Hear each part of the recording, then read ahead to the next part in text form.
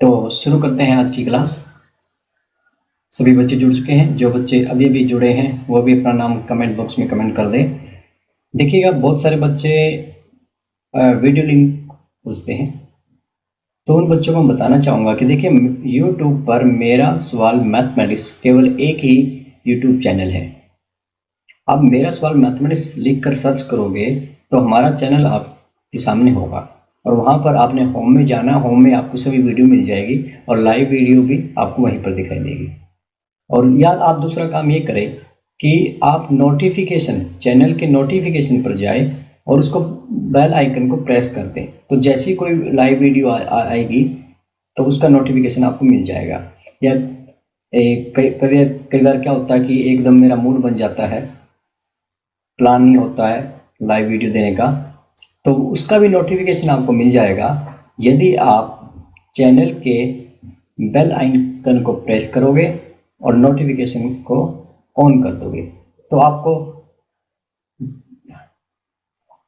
प्रत्येक वीडियो का नोटिफिकेशन मिल जाएगा। चलिए बढ़ते हैं आज की क्लास की तरफ। आज की क्लास में हमने दो चर वाले रैखिक समीकरण युग्म, जो कि चैप्टर नंबर 3 है, और जो हम क्वेश्चन करने जा रहे हैं आज के बोर्ड पेपर में, वो चैप्टर नंबर 3 से लिया गया है। देखिएगा, इस चैप्टर से हमें कुल 5 अंक मिलने वाले हैं। एक क्वेश्चन रहेगा 4 अंक के लिए और 1 अंक का एमसीक्यू क्वेश्चन रहता है। यानी आज के प्रैक्टिस सेट से हमें टोटल 5 अंक मिलने वाले हैं। आइए बढ़ते हैं क्लास की तरफ। देखिएगा, आपने क्लास 9th में भी ग्राफ बनाया है लीनियर इक्वेशन का। देखिएगा, लीनियर इक्वेशन या रैखिक समीकरण जो होता है उसका जब आप ग्राफ बनाते हो तो एक लाइन बन जाती है। जब आपके पास ये दो स्ट्रेट लाइन होगी तो क्या क्या सीन बन सकते हैं। देखिए, एक सीन बन सकता है कि ये दोनों आपस में लड़ाई करे, फाइट करे। कहने का अभिप्राय है कि ये दो स्ट्रेट लाइंस है, ये एक दूसरे को प्रतिच्छेद करे, इंटरसेक्ट करे। एक सीन ये बनता है। और दूसरा सीन क्या बनता है? दूसरा सीन बनता है कि ये एक दूसरे के पैरेलल चले जाए। ठीक है, अब ये आपके पास क्या आ गया? ये आपके पास आ गया है पैरेलल, कि दोनों जो स्ट्रेट लाइन है वो एक दूसरे के पैरेलल चली जाए। अगर पैरेलल जाएगी तब क्या सीन रहेगा? तब सीन रहेगा कि कहीं भी जाकर नहीं मिलेगी। और जो थर्ड सीन बन सकता है वो क्या बन सकता है स्ट्रेट लाइन के साथ? वो बन सकता है कि ये दोनों की दोनों लाइनें एक दूसरे के संपाती हो जाए और आपको पता भी ना लगे कि एक लाइन दूसरे पर संपाती हो गई है, कोइंसिडेंट हो गई है। तो ये 3 सीन बन रहे हैं दो स्ट्रेट लाइन के साथ। यदि आपके माइंड में कोई चौथा सीन बन रहा है, देखिएगा, मैंने बताया इंटरसेक्ट करते हैं, पैरेलल जा रही है, या एक दूसरे पर कोइंसिडेंट हो रही है। ये 3 सीन है इन दो स्ट्रेट की लाइन के साथ।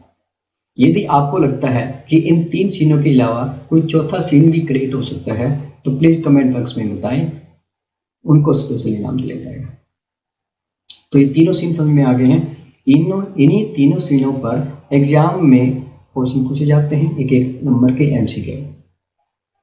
और ये जो क्वेश्चन बनते हैं इन पर 9 क्वेश्चन हम बना सकते हैं कम से कम, मैक्सिमम तो बात मत कीजिए।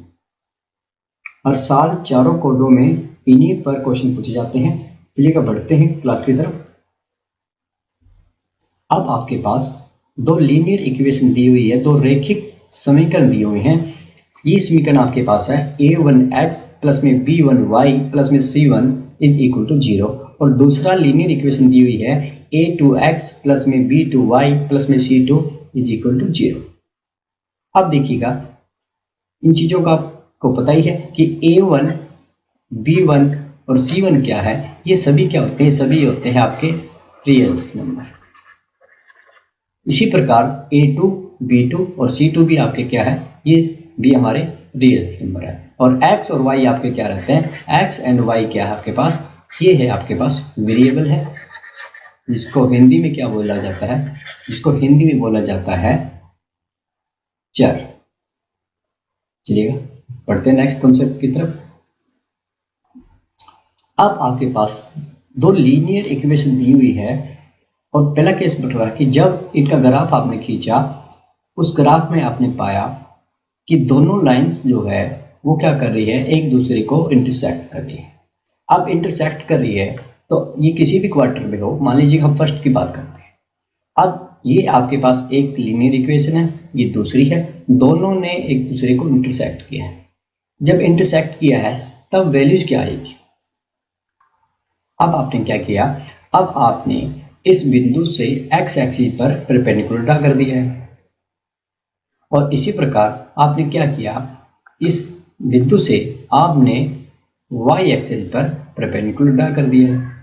तो अब हम यहाँ पर पाते हैं कि यहाँ पर जो वैल्यू आपके पास आ गई है वो क्या आ गई है, ये जो आया है ये आपके पास x का मान आ गया है, और ये आपके पास क्या आ गया, ये आपके पास किसके पैरेलल y है, तो ये y की वैल्यू है। यानी ये जो पॉइंट आ गया है P x एंड y, ये इसका क्या आ गया, ये आंसर आ गया। और देखिएगा एक ही पॉइंट है, एक ही पॉइंट पर इंटरसेक्ट कर रहे हैं, एक ही वैल्यू आएगी। तो यहाँ पर हम क्या लिखते हैं, यहाँ पर लिखते हैं एग्जैक्टली वन सॉल्यूशन। और यहाँ पर जो कोफिशिएंट आपके पास दिए हुए हैं a1, a2, b1, b2, c1, c2, इनका अनुपात क्या रहता है। देखिएगा जब आप इनके अनुपात को कंपेयर करोगे तब आप क्या पाओगे, तब आप पाओगे कि a1 बाय a2 बराबर नहीं है b1 बाय b2। देखिएगा ये जो रेशियो है ये आप तब पाते हो जब रेखाएं क्या करती है, एक दूसरे को इंटरसेक्ट करती है। अब यहाँ पर 3 क्वेश्चन बन गए। पहला क्वेश्चन तो ये है कि जब रेशियो आपके पास a1 by a2 is not equal to b1 by b2, तब इस केस में सॉल्यूशन क्या हो रहा है। आपने देखा कि एक आंसर आया है, और ये आंसर क्या कहलाता है, यूनिक सॉल्यूशन कहलाता है। इसको हम क्या लिखते हैं हिंदी में, अद्वितीय है, या इसको हम कहते हैं इंग्लिश में यूनिक सॉल्यूशन। देखिएगा अगर हम मैथ पढ़ रहे हैं +1 में मैथमेटिक्स जो है इंग्लिश मीडियम में, तो ये जो वोकैबुलरी आप डेवलप कर लें, अद्वितीय हल, यूनिक सॉल्यूशन, ये चीज़ें काम आने वाली हैं। तो जो बच्चे हिंदी मीडियम के हैं वो इन इंग्लिश के वर्ड से परहेज मत करें। अब दूसरा सीन क्या है, हो सकता है आपको ये ग्राफ दे दिया जाए और आपसे पूछा जाए कि इस ग्राफ से आपने बताना है कि इसका सॉल्यूशन क्या होगा। तो इस ग्राफ को देखकर आपने बताना कि सॉल्यूशन क्या है, यूनिक है, अद्वितीय है। या क्वेश्चन ये पूछा जा सकता है कि अद्वितीय हल के लिए क्या कंडीशन है। तो अद्वितीय हल के लिए कंडीशन क्या होती है, a1 बाई a2 बराबर नहीं होता b1 बटे b2। ठीक है, हो सकता है इसी प्रकार आप इन तीनों ग्राफ को भी कर सकते हैं। मान लीजिएगा हम चलते हैं ग्राफ नंबर 3rd क्वार्टर में चलते हैं। 3rd क्वार्टर में गए, दोनों लाइन इंटरसेक्ट करिए, तो हमने क्या किया, यहाँ से परपेंडिकुलर ड्रा कर दिया, और इसी प्रकार हमने इस पॉइंट से यहाँ पर परपेंडिकुलर ड्रा कर दिया, और फिर से हमारे पास जो वैल्यू आ गई है, यूनिक वैल्यू आ रही है। यहाँ पर x का मान क्या है, माइनस में आ जाएगा, यानी माइनस का x आएगा एक, और y क्या आ जाएगा, y भी आपके पास माइनस का आ जाएगा। जब लाइनें 3rd क्वार्टर में होगी तब जो सॉल्यूशन आएगा, सॉल्यूशन तो यूनिक आएगा, लेकिन दोनों वैल्यूज क्या आएगी, नेगेटिव आएगी, और रेशियो यही रहने वाला है, a1 बाई a2 बराबर नहीं है b1 बटे b2। ये फर्स्ट सीन है। चलिए बढ़ते हैं सेकंड सीन की तरफ। अब सेकंड सीन में क्या हुआ है कि जो लाइनें थी एक दूसरे के पैरेलल चली गई है। अब लाइनें जब पैरेलल चली गई है तो कोई भी कॉमन पॉइंट नहीं आ रहा है। अब कॉमन पॉइंट नहीं आ रहा है तो हम क्या कहेंगे कि ऐसा कोई पॉइंट नहीं है जो इस लाइन पर भी हो और इस लाइन पर भी हो। अगर ऐसा है तो कोई भी सॉल्यूशन नहीं होगा, और इसके लिए हम क्या लिखेंगे, इस केस में क्या आ जाएगा, जब लाइनें पैरेलल होती है तो हम क्या कहते हैं, नो सॉल्यूशन, यानी कोई हल नहीं है।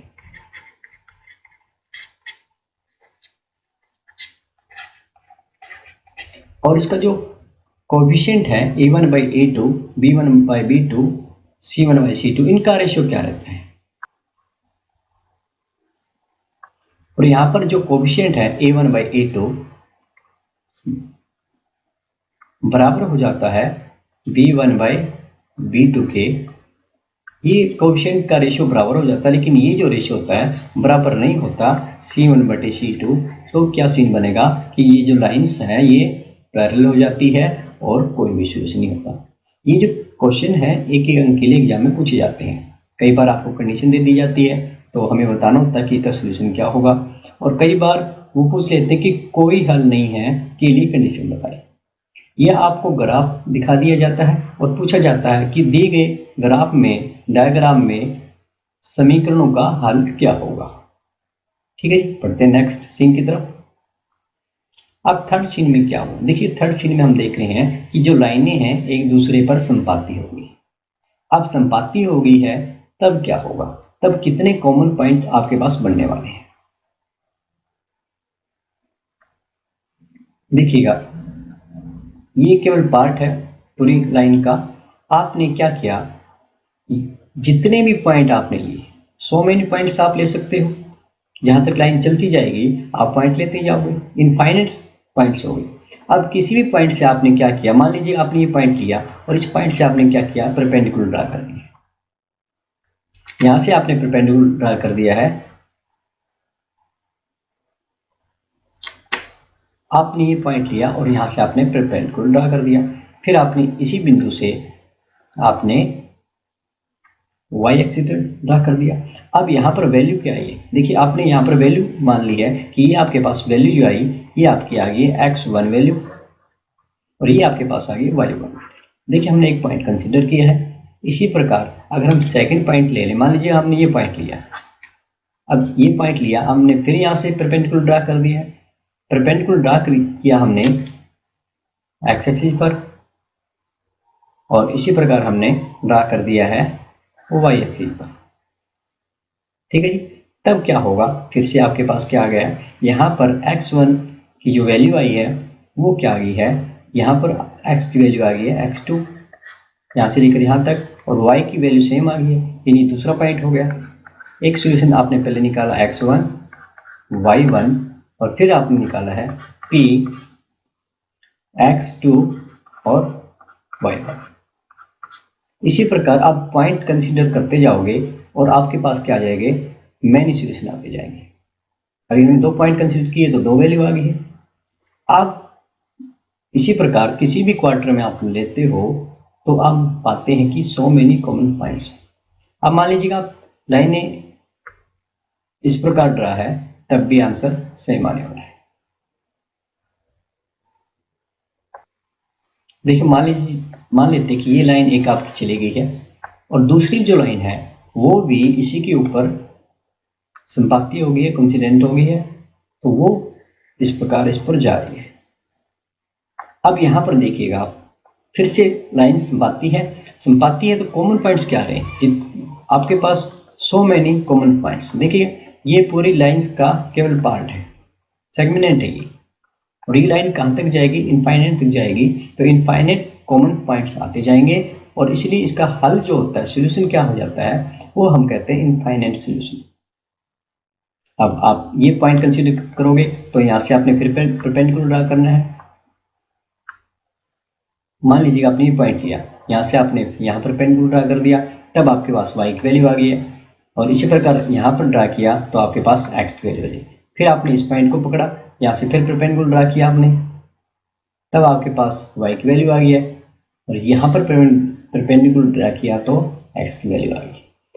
अब अगर आप यहाँ पर आ गए, यहाँ से आपने फिर ड्रा कर दिया है, परपेंडिकुलर आपने x पर ड्रा किया और इसी प्रकार यहाँ से आपने y पर परपेंडिकुलर ड्रा कर दिया। तो कहने का अभिप्राय ये है कि जब लाइन कोइंसिडेंट होती है, संपाती होती है, तो हमारे पास इनफाइनाइट कॉमन पॉइंट हो जाते हैं और जो हल है वो भी क्या हो जाते हैं, असीमित हो जाते हैं। और इस केस में जो कोफिशिएंट आपके a1 बाई a2, इनका रेशियो क्या रहता है, इनका रेशियो क्या रहने वाला है, इनका रेशियो रहने वाला है a1 बाई a2 बराबर है b1 बाई b2 बराबर है c1 बाई c2। तो ये जो कंडीशन है, ये कंडीशन आपको क्या बताएगी कि जो सॉल्यूशन होने वाला है लीनियर इक्वेशन का वो क्या होगा, वो होगा इनफाइनाइट। एग्जाम में कई बार ये पूछ लिया जाता है कि इनफाइनाइट सॉल्यूशन के लिए क्या कंडीशन होती है, या आपको डायग्राम दिखा दिया जाता है और पूछा जाता है कि इस डायग्राम में जो सॉल्यूशन होगा वो क्या होगा। बिल्कुल सिंपल है। जिन जिन बच्चों को ये कॉन्सेप्ट समझ में आ गए हैं जल्दी से कमेंट बॉक्स में कमेंट करें ताकि हम आगे की तरफ बढ़ें। जल्दी से कमेंट करें। देखिएगा एग्जाम के सभी जो एमसीक्यू क्वेश्चन होते हैं वो इन्हीं कॉन्सेप्ट पर पूछे जाते हैं। या तो आपको डायग्राम दिखा दिया जाता है, या आपको कंडीशन दे दी जाती है, या आपसे पूछ लिया जाता है कि इनफाइनाइट मैनी सॉल्यूशन की कंडीशन क्या होगी। तो जिन जिन बच्चों को ये कॉन्सेप्ट समझ में आ गया जल्दी से कमेंट बॉक्स में यस सर ऐसा कमेंट करें। और आज हम 2018 के सेट ABCD में से क्वेश्चन नंबर 22 करेंगे। सब्जेक्टिव क्वेश्चन रहेगा हमारे लिए 4 अंक का। चलिए बढ़ते हैं क्वेश्चन की तरफ। अब देखिएगा लीनियर इक्वेशन जो होती है, पेयर जो होता है, उन इक्वेशन को सॉल्व करने के हमारे पास 4-5 मेथड है। वो चाहे वो ग्राफिकल मेथड हो, या क्रॉस मल्टीप्लिकेशन का सब्स्टिट्यूशन मेथड, और या एलिमिनेशन मेथड। देखिए सबसे बेस्ट जो मेथड है जिसमें आपका टाइम बचता है वो आपके सामने है एलिमिनेशन मेथड, यानी विलोपन विधि। एलिमिनेट कर देना, हटा देना, मिटा देना। अब एलिमिनेशन मेथड में करना क्या है, देखिए एग्जाम में जो 4 अंक का आपसे क्वेश्चन पूछा जाता है उसमें ये नहीं कहा जाता कि आप किस मेथड से हल कीजिएगा। आप उसको एलिमिनेशन मेथड से भी कर सकते हो, क्रॉस मल्टीप्लिकेशन से भी कर सकते हो, ग्राफिकली भी सॉल्व कर सकते हो, या सब्स्टिट्यूशन मेथड के द्वारा भी हल कर सकते हो। लेकिन सबसे जो टाइम जिसमें कम लगने वाला है वो है एलिमिनेशन मेथड, यानी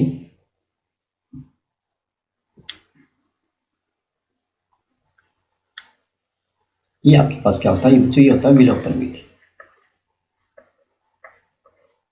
विलोप कर देना, मिटा देना। साइंस में भी आपने पढ़ा ना ये वर्ड, विलोप कर देना, मिटा देना, हटा देना। यानी यहाँ पर विलोपन किसका करना, देखिए विलोपन करना हमने x अथवा y का, x या y का आपने विलोपन करना है। और इसके लिए स्टेप क्या रहते हैं देखिएगा।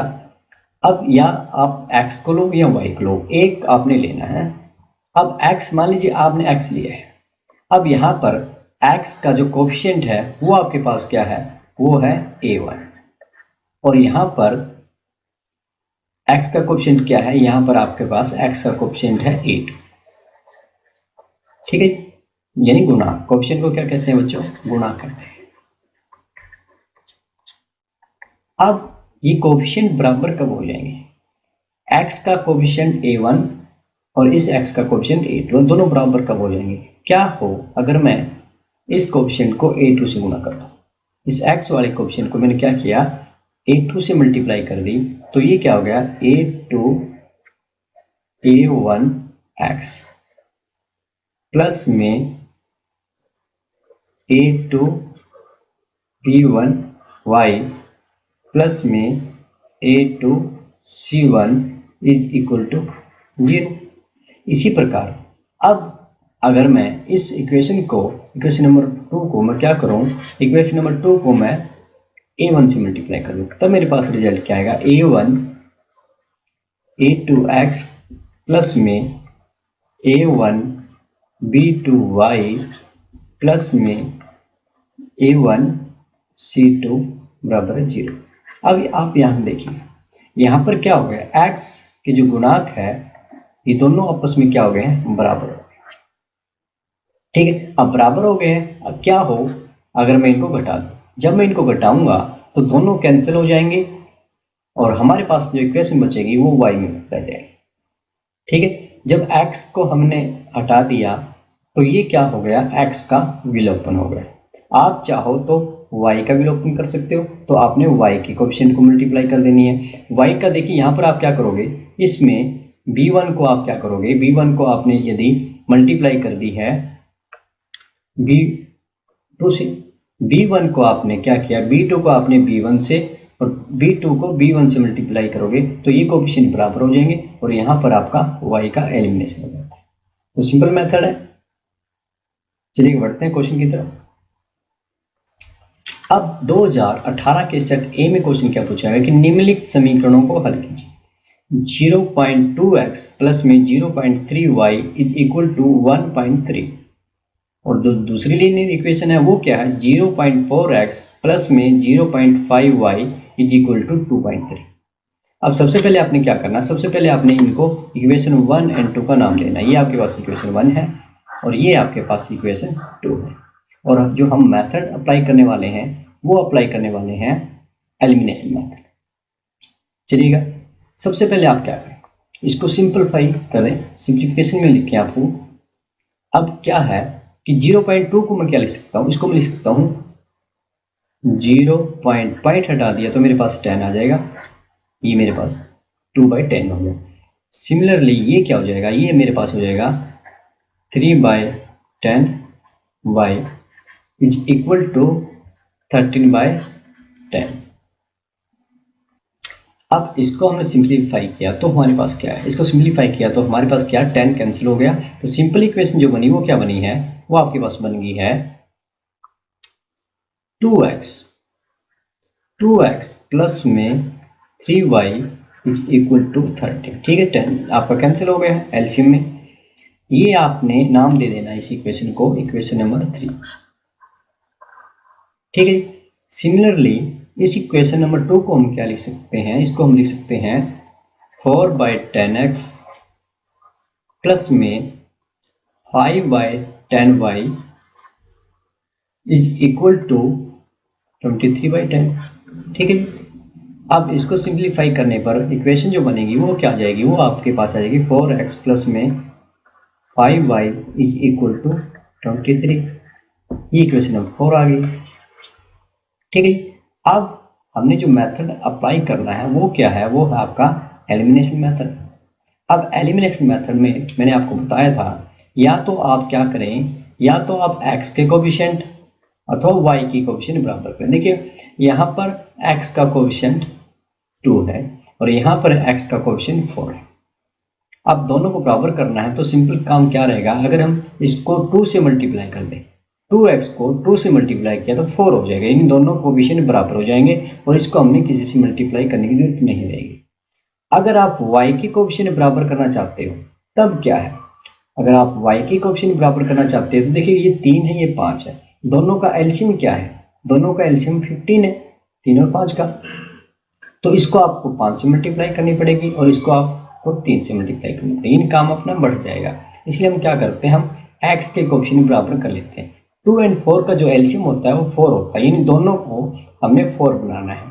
अब 4 बनाना है तो इक्वेशन 4 में तो ऑलरेडी 4 है, इक्वेशन 3 में हमने मल्टीप्लाई करने पड़ेगी। तो क्या लिखेंगे, हम लिखेंगे इक्वेशन 3 को क्या करना है, 3 से मल्टीप्लाई कर देनी है, 3 से गुणा करने पर।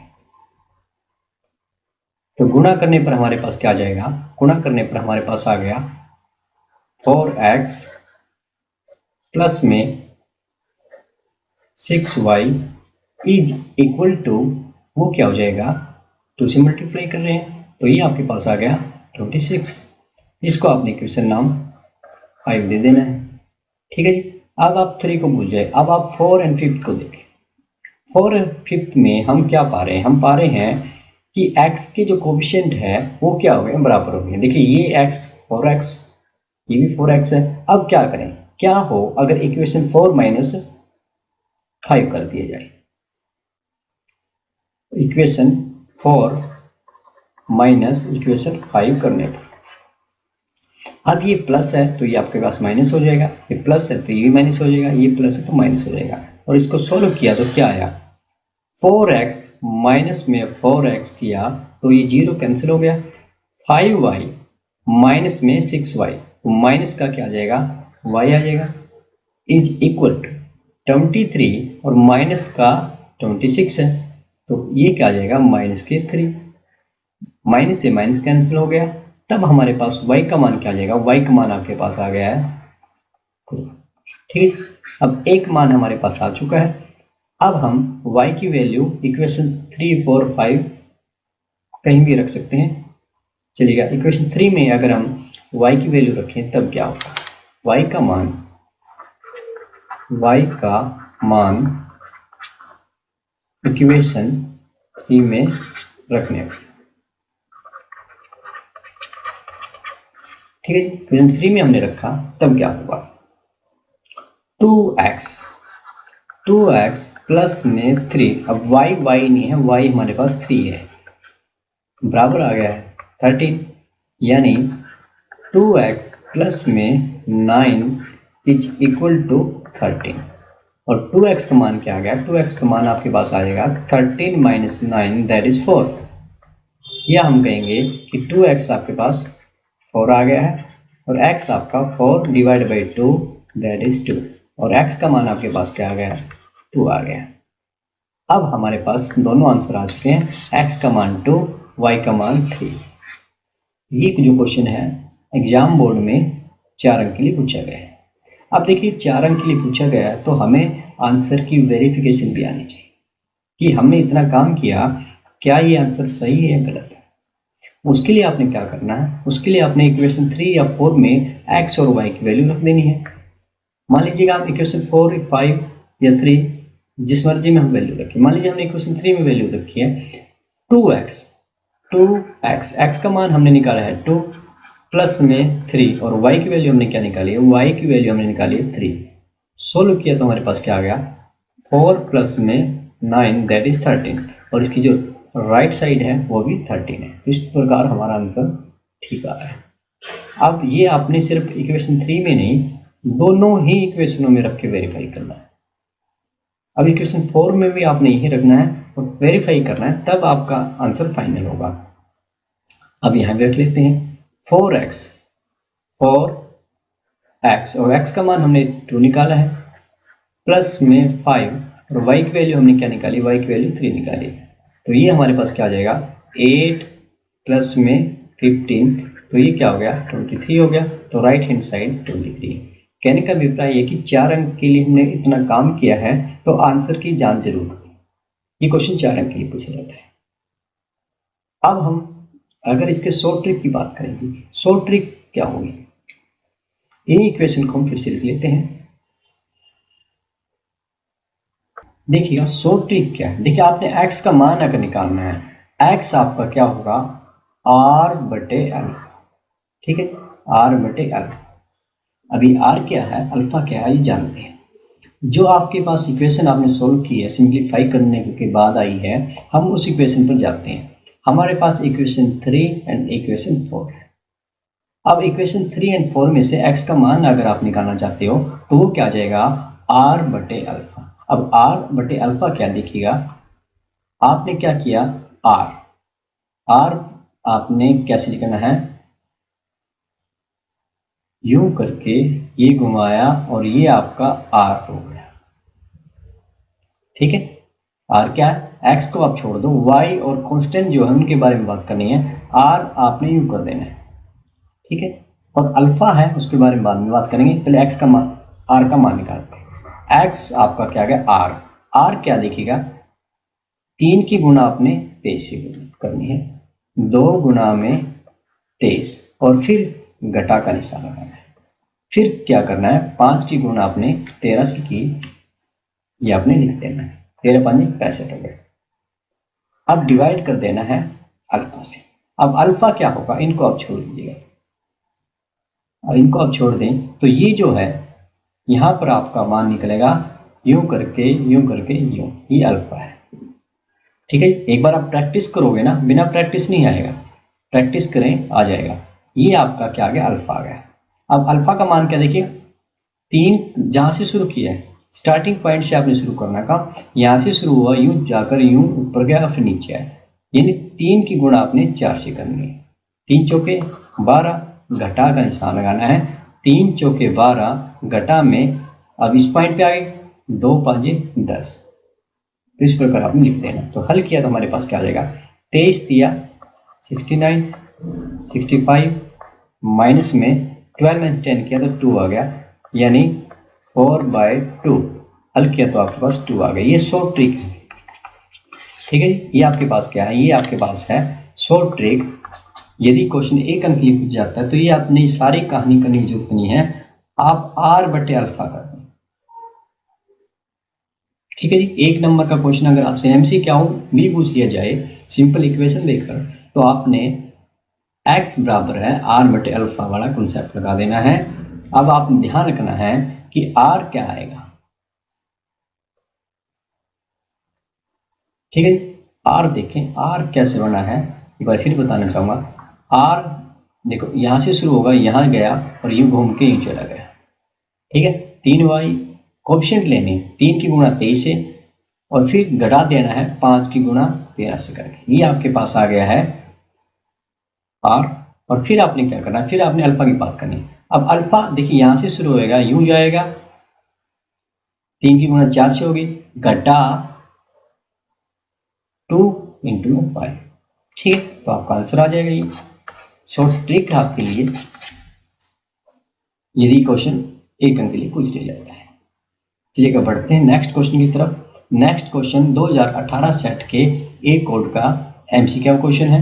सभी बच्चे अपने नाम के साथ कमेंट करेंगे और कमेंट तब करना है जब मैं ये कहता हूं कि आपका समय शुरू होता है अब, क्योंकि कई बार पता नहीं चलता कि आपने किस का कमेंट किया है, किस क्वेश्चन के लिए आप अपना आंसर देना चाहते हैं। 2018 के सेट ए का क्वेश्चन आपकी स्क्रीन पर है। ये समीकरणों a1x plus b1y plus c1 is equal to 0 और a2x प्लस में b2y प्लस में c2 इज इक्वल टू 0 में यदि a1 बाई a2 बराबर है b1 बाई b2 बराबर नहीं है c1 बाई c2, तो निम्नलिखित में से कौन सा कथन सत्य है। और इसके लिए आपके पास ऑप्शन है प्रतिच्छेद करती हुई रेखाएं, संपाती रेखाएं, समांतर रेखाएं, इनमें से कोई नहीं। If in equation a1x plus b1y plus c1 is equal to 0 and a2x plus में b2y plus c2 is equal to 0 and a1 by a2 बराबर है equal to b1 by b2 is not equal to c1 by c2, then which of the following is true. Option है आपके पास, option a है intersecting lines, option b है coincident lines, option c है parallel lines, option D है none of these. और आपका समय शुरू होता है अब। बिल्कुल 1 मिनट में आपने इसका आंसर कमेंट कर देना है और अपने नाम के साथ कमेंट करें। आपने याद करना है कि a1 बाई a2 बराबर है b1 बाई b2 बराबर नहीं है c1 बाई c2, तब जो सॉल्यूशन बना था वो क्या बना था, जो रेखाएं थी वो कैसी थी, वो इंटरसेक्ट कर रही थी या कोइंसिडेंट लाइंस बन गई थी या पैरेलल लाइंस थी। जल्दी से राइट आंसर कमेंट करें।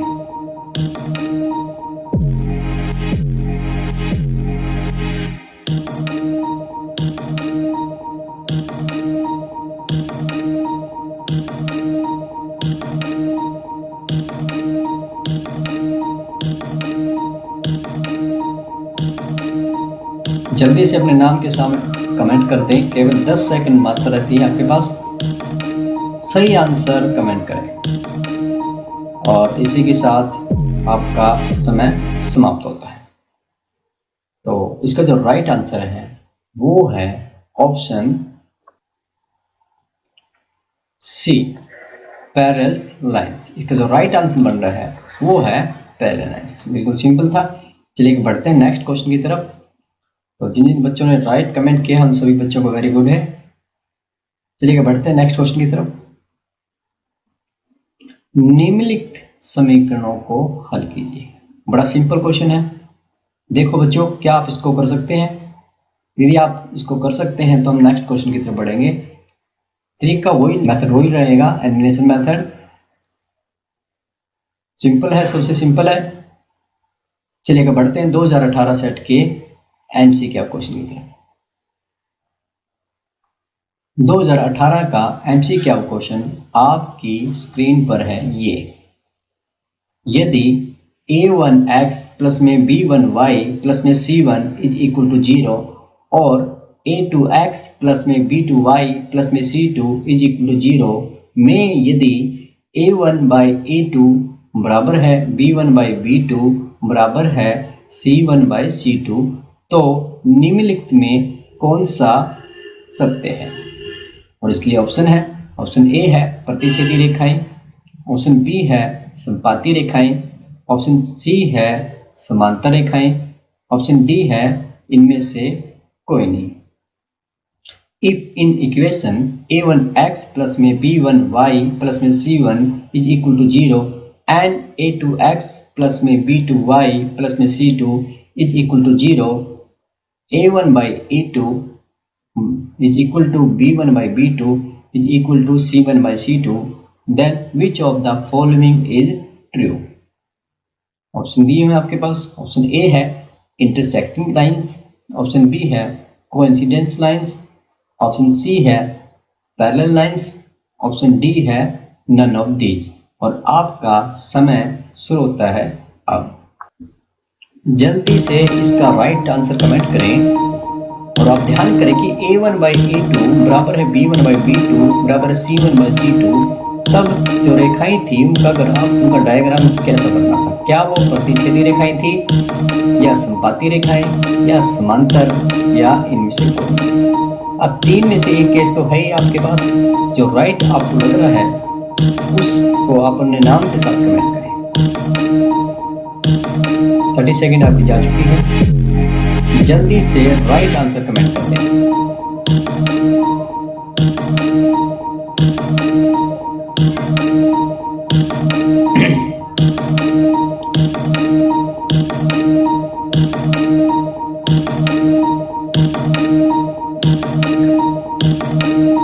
अपने नाम के साथ कमेंट करें। हर बार आपने अपना नाम कमेंट बॉक्स में करना है और इसी के साथ आपका समय समाप्त होता है। इसका जो राइट आंसर है वो क्या होगा बच्चों? जब ये कंडीशन होती है a1/a2 बराबर है b1/b2 बराबर c1/c2, तब लाइनें जो होती हैं वो क्या हो जाती है? संपाती हो जाती है। इसका जो राइट आंसर बन रहा है वो बन रहा है बी। आप ग्राफ को ध्यान दें, जो मैंने ग्राफ आपको बताया था उस ग्राफ के आधार पर ही आपने इन आंसरों का जवाब देना है। ठीक है जी, तो बढ़ते हैं 2018 सी के सब्जेक्टिव क्वेश्चन की तरफ। 2018 के सी का सब्जेक्टिव क्वेश्चन आपके सामने है कि निम्नलिखित समीकरणों को हल कीजिएगा। 1.5x माइनस 5/3y प्लस में 2 is equal to 0 and 1/3x plus में 0.5y minus 13/6 is equal to 0। इसको आपने हल करना है। देखिए, सबसे पहले आप काम क्या करें, आप ये जो पॉइंट है इसको हटाएं। आपने इस पॉइंट को हटाया तो ये आपके पास क्या आ जाएगा? 15/10, और इस पॉइंट को आपने हटाया तो ये क्या आ जाएगा? 5/10। ठीक है, अब लिखते हैं इक्वेशन हल करने। ये 15/10 है, 5 पे कैंसिल होएगा तो क्या हो जाएगा? 3/2, और ये कैंसिल होएगा तो आपके पास क्या है? 1/2y। आइए इन इक्वेशन को लिख लेते हैं। इक्वेशन 1 आपने सोल्व की, सिंप्लीफाई की, तो आपके पास क्या आ गई है? 3/2x माइनस के 5/3y प्लस में 2 इज इक्वल टू 0। ये इक्वेशन आपकी 3 आ गई। ठीक है जी, 1 और 2 हम कर चुके हैं। 1/3x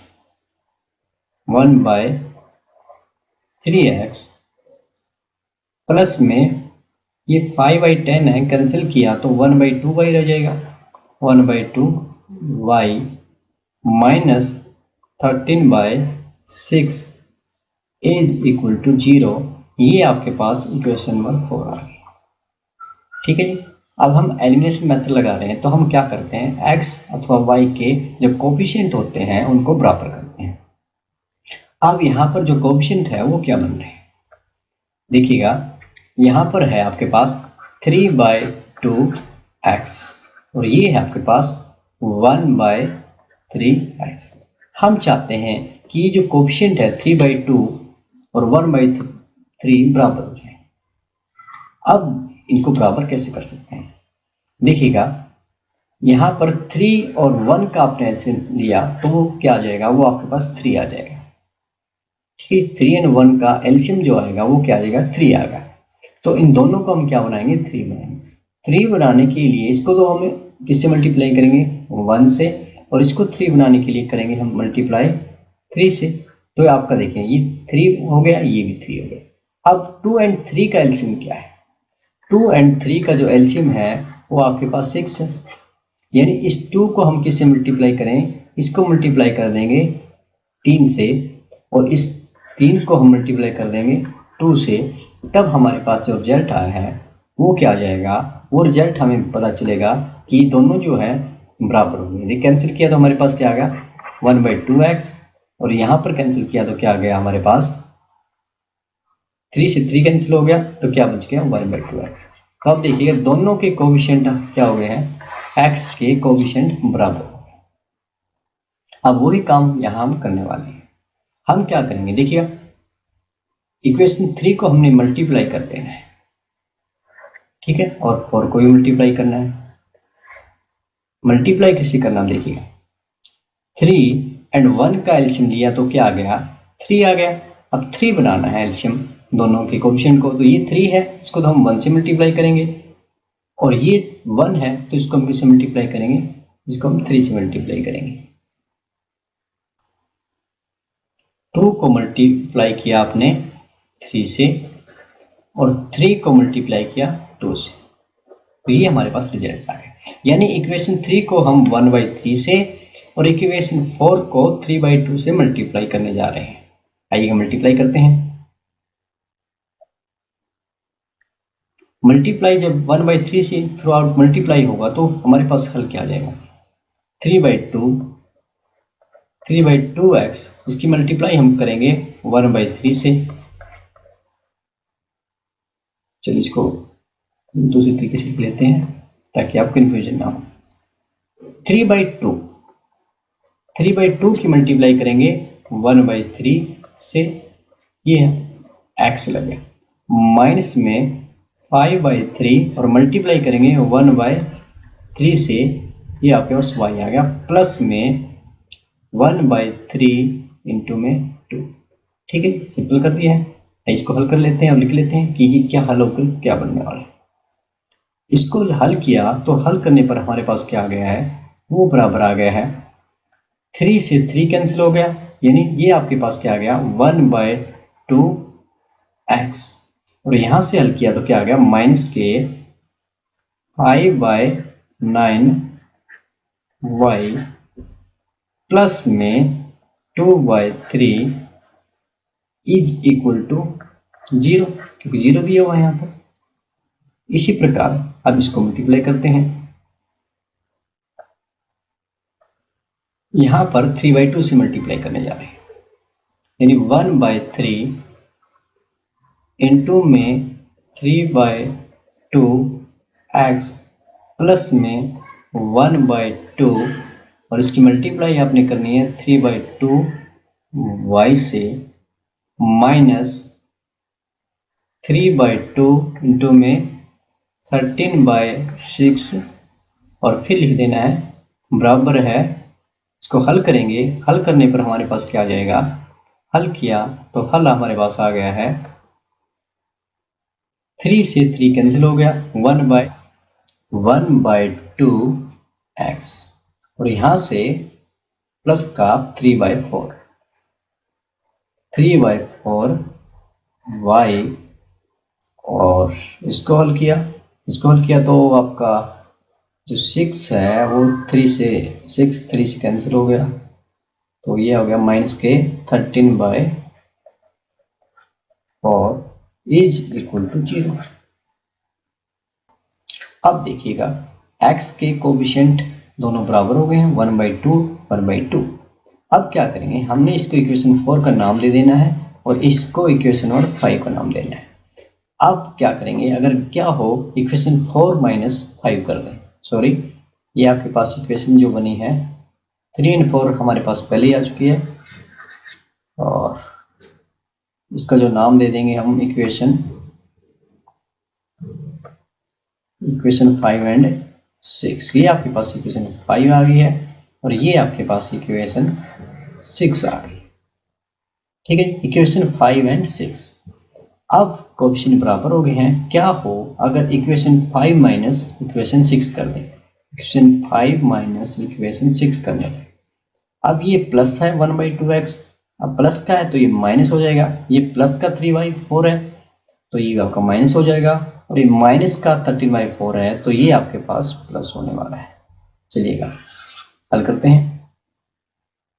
हल करने पर ये कैंसिल हो गए, 1/2x माइनस का 1/2x तो कैंसिल हो गया, माइनस के 5/9, ये आपके पास क्या आ गया, माइनस के 5/9, और ये माइनस का माइनस के 3/4y।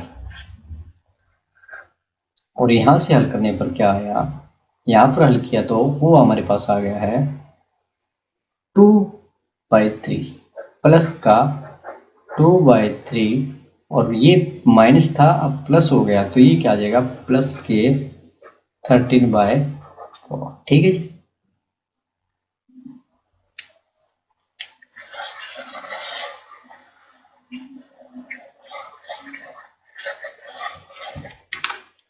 अब हल करते हैं।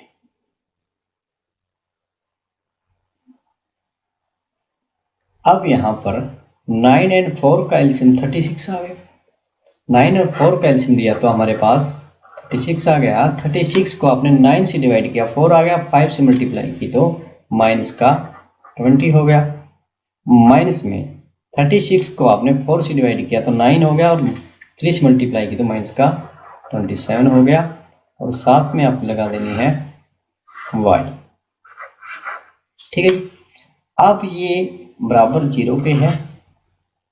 अब ये क्या हो अगर इसको हम राइट हैंड साइड पे लेके जाएं, राइट हैंड साइड पे लेकर गए तो ये हमारे पास क्या आ जाएगा, माइनस का हो जाएगा, और इनका एलसीएम जो लेंगे वो क्या आ जाएगा, 4 और 3 का एलसीएम 12 हो गया, 12 को 3 से डिवाइड किया तो 4 आ गया, 4 2 8 हो गया, प्लस में 12 को 4 से डिवाइड किया तो 3 आ गया, और 13 से मल्टीप्लाई किया तो 39 हो गया, सोल्व किया तो हमारे पास माइनस का 47/12 आ गया। ठीक है जी। इसको हल किया तो माइनस के 47/36 y is equal to minus के 47/36।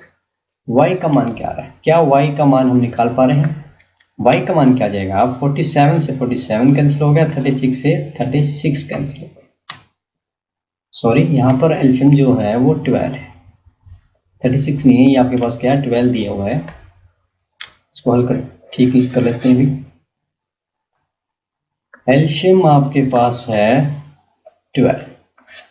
ठीक है, तो हल किया तो 12 के टेबल में 36 कैंसिल किया तो यहाँ पर 3 आ गया, यानी यहाँ पर आपका y/3 is equal to 1/1, cross multiply की तो हमारे पास क्या आ जाएगा, y का मान क्या आ जाएगा, y इज इक्वल टू 3। ठीक है जी, y का मान हमारे पास आ चुका है। अब y का मान आ गया है तो x का मान बड़े आसानी से हम निकाल सकते हैं। चलिएगा वैल्यू पुट करते हैं, इक्वेशन 3 और 5 या 6 का जहां मर्जी आप वैल्यू रख दें। इक्वेशन 3 में अगर y का मान 3 रखें तब हमारे पास क्या आएगा, 3/2x, 3/2x माइनस में 5/3y, अब y नहीं है, y क्या है 3 है, प्लस में 2 इज इक्वल टू 0। ठीक है जी, हल किया तो हमारे पास क्या आ जाएगा, हल करने पर हमारे पास क्या आएगा, 3/2x, 3 से 3 कैंसिल हो गया, माइनस के 5 और प्लस में 2 इज इक्वल टू 0, या हम कहेंगे 3/2x, 2 माइनस 5 है तो माइनस के 3 हो गया, राइट हैंड साइड में 0 की साइड में जाएंगे तो प्लस का 3 हो जाएगा। अब यहाँ पर हल करने पर क्या हो जाएगा, अगर हमने क्रॉस मल्टीप्लाई की 3 से 3 डिवाइड हो गया, x की मल्टीप्लाई 1 से और यहाँ 2 से, तो x का मान क्या जाएगा 2 आ जाएगा, x का मान 2 आ गया है, y का मान 3 आ गया है, और हमारे 4 अंक पक्के हो गए। थोड़ा टिपिकल था, लेकिन अगर आप ध्यान से करोगे तो कर पाओगे। अगर आप चाहो तो आंसर की जांच कर सकते हो, x और y का मान रख सकते हो। चलिए बढ़ते हैं 2018 सेट सी के एमसीक्यू क्वेश्चन की तरफ। 1 मिनट आपको दी जाएगी। 2018 सी का एमसीक्यू क्वेश्चन आपकी स्क्रीन पर है। ये समीकरणों a1x प्लस में b1y प्लस में c1 इज इक्वल टू 0 और a2x प्लस में b2y प्लस में c2 इज इक्वल टू 0 में यदि a1 बाई a2 बराबर है b1 बाई b2 बराबर है c1 बाई c2 तो निम्नलिखित में से कौन सा सत्य है। इसके लिए ऑप्शन आपके पास है। ऑप्शन ए है संपाती रेखाएं, ऑप्शन बी है प्रतिच्छेदित रेखाएं, ऑप्शन सी है समांतर रेखाएं, ऑप्शन डी है इनमें से कोई नहीं। If in equation a1x plus में b1y प्लस में c1 is equal to 0 and a2x plus में b2y प्लस में c2 is equal to 0 and a1 by a2 is equal to b1 by b2 is equal to c1 by c2, then which of following is true। और इसके लिए आपके पास option है। Option a है coincidence lines, option b है intersecting lines, option D है parallel lines और ऑप्शन डी है नन ऑफ दीज। और आपका समय शुरू होता है अब। 1 मिनट का समय यहाँ पर दिया जा रहा है। मैंने आपको बताया था कि जो बेसिक कॉन्सेप्ट मैंने डिस्कस किए आपके साथ कि इन्हीं बेसिक कॉन्सेप्ट पर 1 अंक के एमसीक्यू क्वेश्चन पूछे जा रहे हैं। और क्योंकि एग्जाम का जो पैटर्न है वो बदलने वाला है, वहाँ पर एमसीक्यू क्वेश्चन और बढ़ेंगे तो इसका मतलब ये है कि इन्हीं कॉन्सेप्ट के बेस में और ज़्यादा क्वेश्चन आने की उम्मीद है। तो जल्दी से अपने नाम के साथ कमेंट करें कि विच वन इज ट्रू। की आपको कंडीशन दी हुई है कि a1 बाई a2 बराबर है b1 बाई b2 बराबर है c1 बाई c2, तो कौन सा कथन सत्य है। जल्दी से कमेंट कर दें, 15 सेकंड रह गई है। अपने नाम के साथ जरूर कमेंट करें।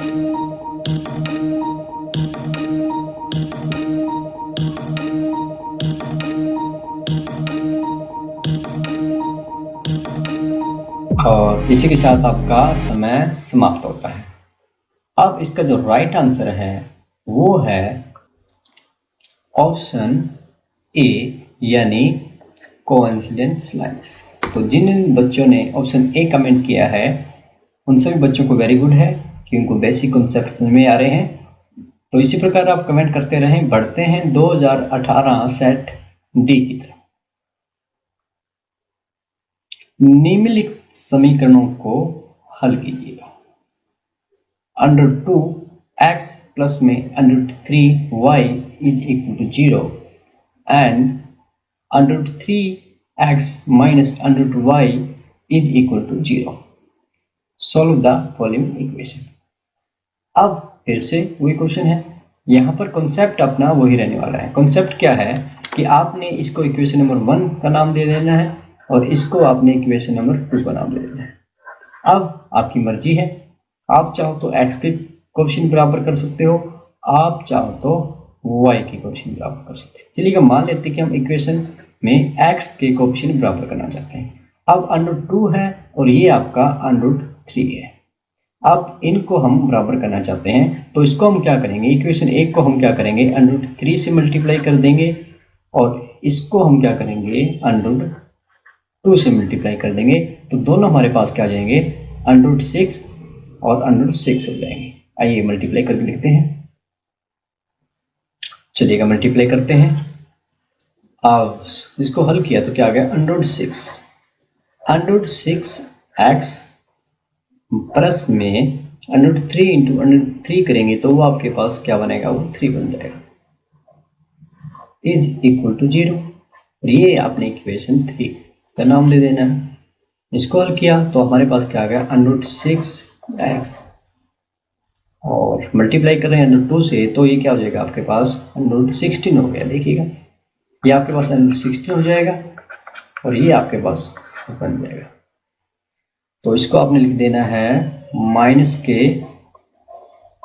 4y is equal to 0। Equation 4 हो गई है।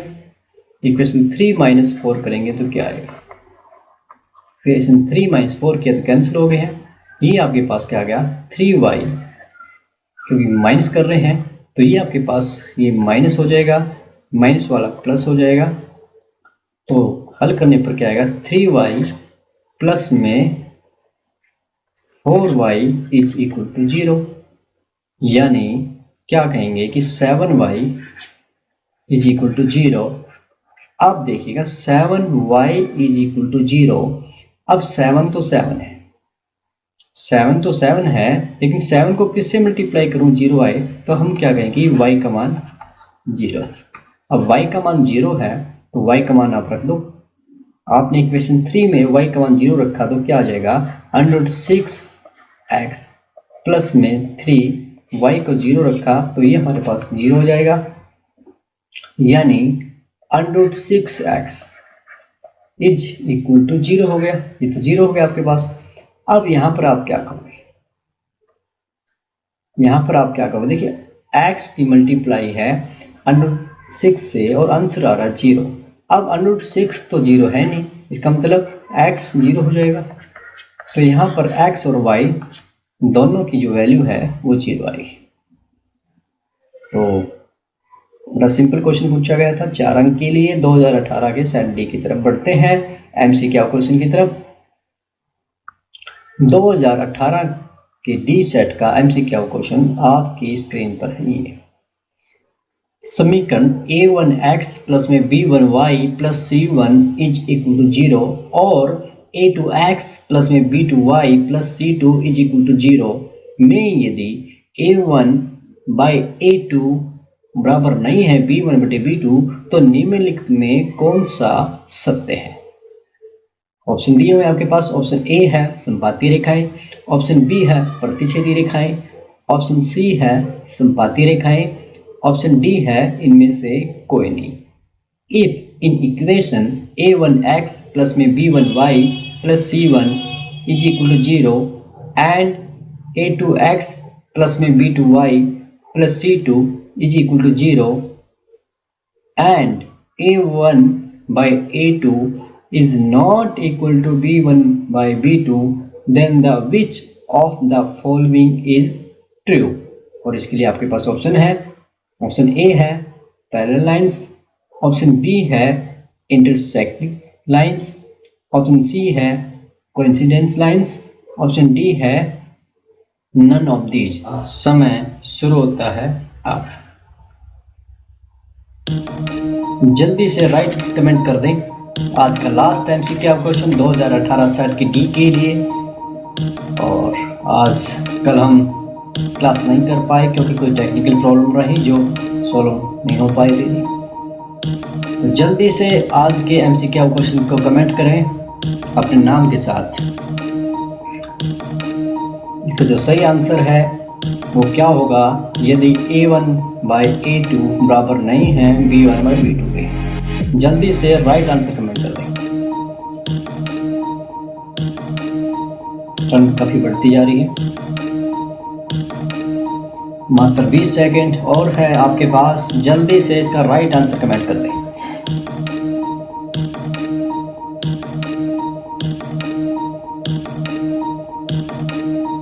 सभी बच्चे कमेंट करें